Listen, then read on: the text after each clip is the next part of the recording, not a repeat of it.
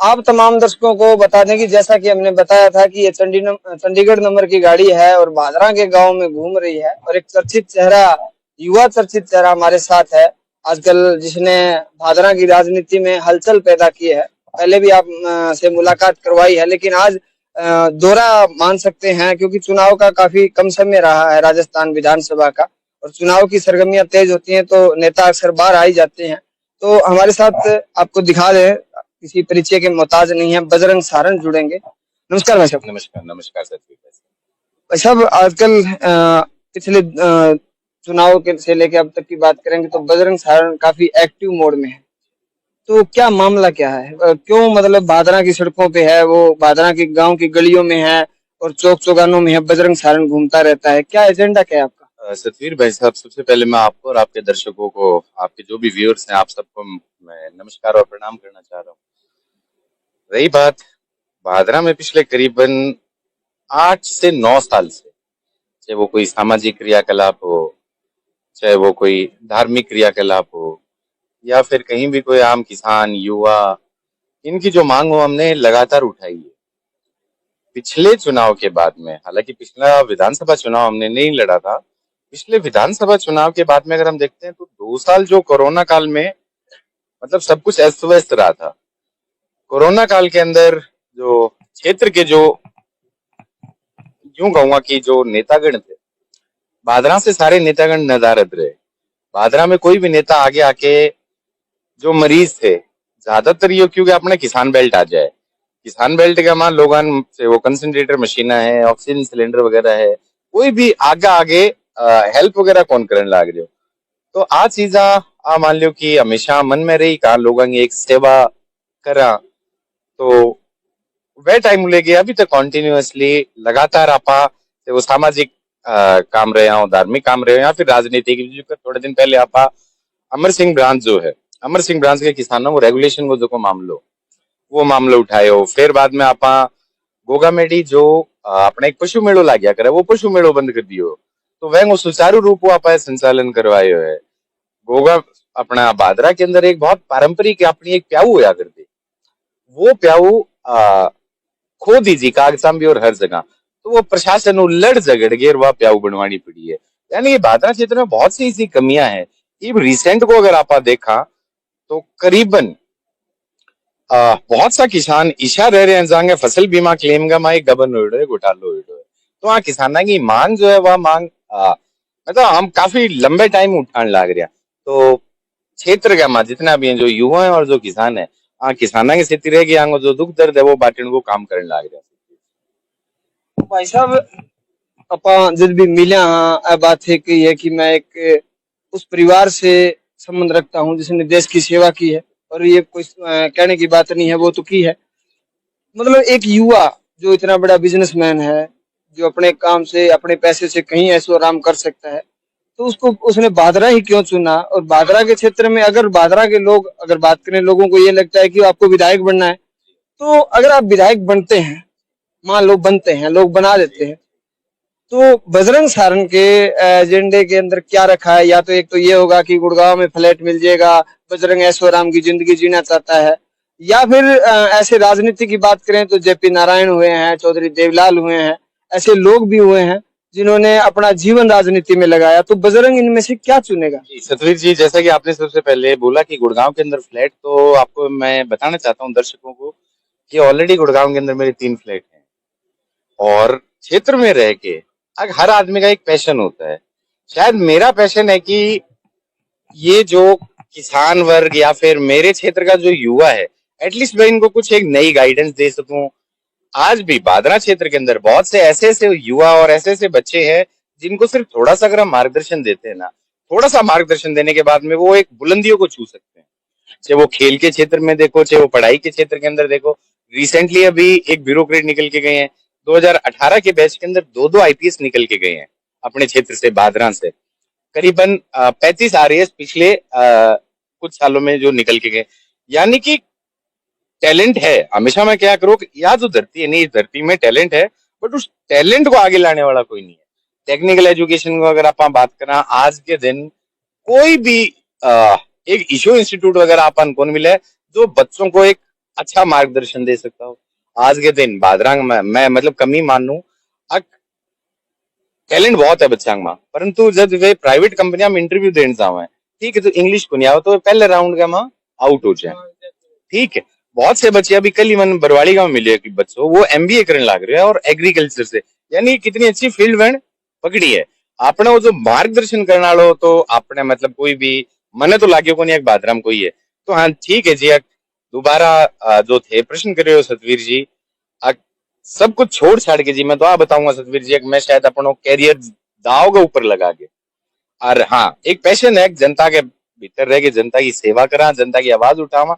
और जो भ्रष्टाचार है, जो सरकारी योजना आज भी धरातल पर को नहीं उतरने लग रही। आज भी हम अगर खाद्य सुरक्षा के अंदर देखते हैं तो 50% लोग ऐसे हैं जो आज भी खाद्य सुरक्षा में कौन जुड़ेगा, जो वाकई में हकदार है।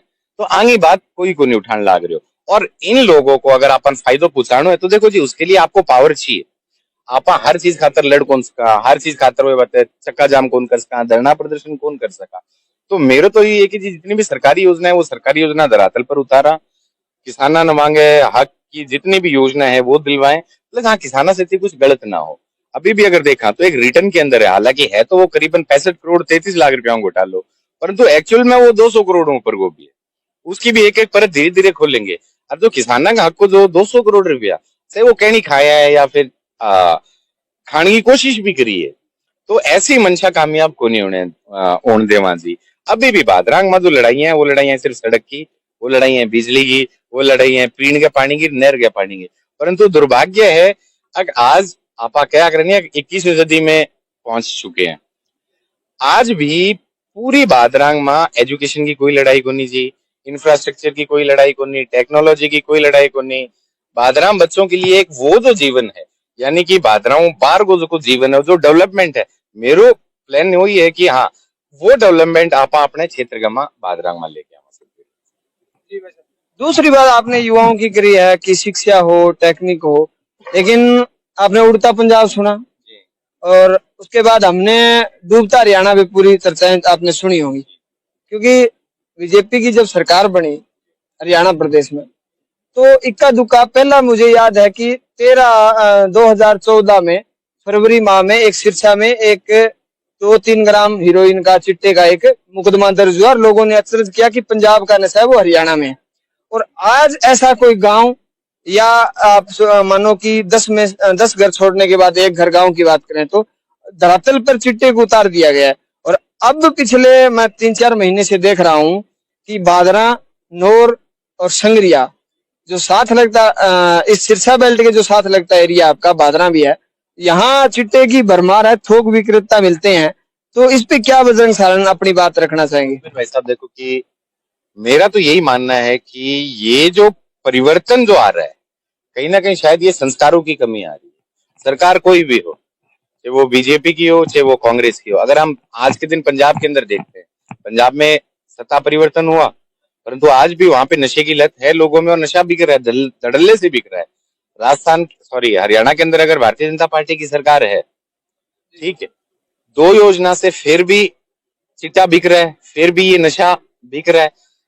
राजस्थान के अंदर आज अगर कांग्रेस की सरकार है फिर भी बिक रहा है, यानी कि सरकारों को तो क्योंकि 3 राज्य है और तीनों अलग अलग सरकार है, ठीक है, उसके बावजूद भी अगर ये सब हो रहा है इसका मतलब कि कहीं ना कहीं जो प्रशासन की मिली भक्ति मान ले, सत्ताधीश लोगों की मिली भक्ति मान ले, क्यों अल्टीमेटली जो सेलर है वो यही लोग है। अदरवाइज वो नशो भारत को नशो को नहीं, वो नशो अफ्रीकन कंट्री अगर आन लाग रही है, अफ्रीकन देशों अगर आन लाग रही है, यानी कि कुछ ना कुछ वांगे पीछे एक पूरा बड़ो एक पॉलिटिकल वो होगा।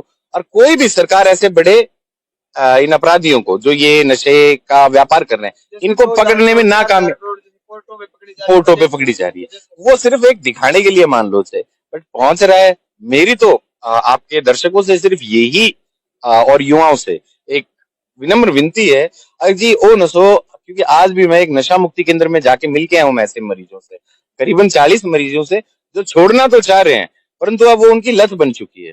एक मरीज आज बैठे बैठे जब उसको नहीं मिला है चिट्ठा तो वही पिंडी पाटन लाग रही है, यानी कि वो ना तो जिंदा और ना ही मरा हुआ है। तो ऐसे अपने युवा साथियों से मेरी यही अपील है जी, नशे से दूर रहो, जो माए बड़े बुजुर्ग मेरे को देख रहे हैं, आप अपने बच्चों पे कंट्रोल रखो, ध्यान रखो। क्यों? अगर ये तो छोटी सी एक बार जो गलती होगी नहीं, तो इस गलती की दोबारा भरपाई को नहीं है। परिवार का परिवार उजड़न लाग रहे हैं, लोगों की घर जमीन तक बिकन लाग रही है। और अब इसी चिट्टे की और नशे की जो प्रवृत्ति है, इसको लेके चोरियां हैं, चकारियां हैं, लोग भादरा के अंदर भी बहुत से मोटरसाइकिल उठने लगे हैं। ये पूरे के पूरे जो बोलते हैं ना कि जो चोरियां हो रही हैं, ये सारी की सारी इसी नशे के उसमें जा रही है। अब भादरा के जो बेल्ट के जो गांव है हरियाणा वाले, इन गांव के अंदर बहुत एक बड़ी संख्या में अचानक से ये नशे की प्रवृत्ति बढ़ती जा रही है। तो मेरा तो सिर्फ यही अनुरोध है जनता से, अगर जी आप अपने बच्चों पे ध्यान रखो, और जो युवा पीढ़ी है वो अपना माइंड ऐसी चीजों में ना लगा के, नशे तो और भी चीजों के हैं जी, नशे शाम में 2 घंटा जाएंगे, गौशाला में वही बात है, सेवा करो 10वें दिन करो, 11वें दिन अपने आप उन बच्चों को वो नशा हो जाएगा। अगर नशा पकड़ना ही है तो वो समाज सेवा का करो, नशा पकड़ना है तो आप अपना हेल्थ का करो कि हाँ जी हम हेल्थ को कैसे सुधार सकते हैं, चाहे वो योगा है, चाहे वो एथलेटिक्स है, चाहे वो जॉगिंग है, बाकी चीजों से, चाहे वो खेल है। तो इन चीजों से बचने का देखो, ये सरकारें नहीं करेंगी, ये हमारे संस्कार ही कर पाएंगे, जो अगर हम अपने समाज को अगर बचाना चाहते हैं। एक और चीज मैं अपील करना चाहता हूँ आपके दर्शकों से, यदि कोई माँ बाप जो मुझे देख रहे हैं, अगर आपको पता है कि आपका बच्चा ऐसी लत में जा चुका है, तो आप एक बार तो बिल्कुल भी शर्माए ना इस चीज में, और शर्मिंदगी ना महसूस करें। आप इस चीज को खुल के अपने बच्चे के आगे रखें, अपने परिवार, अपने कुनबे और वो लोगों के आगे रखें जो लोग आपका भला चाहते हैं, जो लोग आपका हित चाहते हैं। क्यों? इसी चीज है जितनी लक होगा, कैंसर आरी तरिया या भी एक तरिया बीमारी मान लो से, अग या बीमारी और बढ़ दी जागी, गिर देगी। तो अपने बच्चों को अगर पड़े हुए हैं इस लत में, तो चाहे वो नशा मुक्ति केंद्र है या फिर उनकी प्रॉपर काउंसलिंग है, काउंसलिंग रह करके, तो यही है कि जी क्षेत्रवासियों, अगर अपने बच्चों को ऐसी लतों से दूर रखने की हर संभव कोशिश करें। जी धन्यवाद भाई साहब। मेरे साथ बजरंग सारंग। साथियों, आपने तमाम जो बातें सुनी हैं, ऐसे करारे सवाल होंगे और नेता बेहाल होंगे। अब 2023 तक इस राजस्थान की धरती पे परिवर्तन लाने की कोशिश रहेगी कि क्या परिवर्तन होगा वो जनता जनार्दन राजस्थान की तय करेगी। लेकिन हर उस व्यक्ति तक पहुंचेंगे जो इस सत्ता के खिलाफ बगावत में खड़ा होगा, क्योंकि हम यहाँ उस व्यक्ति की आवाज को बुलंद करना चाहते हैं जो समाज के लोगों के बारे में सोचता हो। ये तमाम जानकारियां आप देख रहे थे बेधड़क हरियाणा न्यूज पे। मैं आपके साथ सतबीर सारंग, कैमरामैन जोनी शर्मा के साथ भादरा से। धन्यवाद।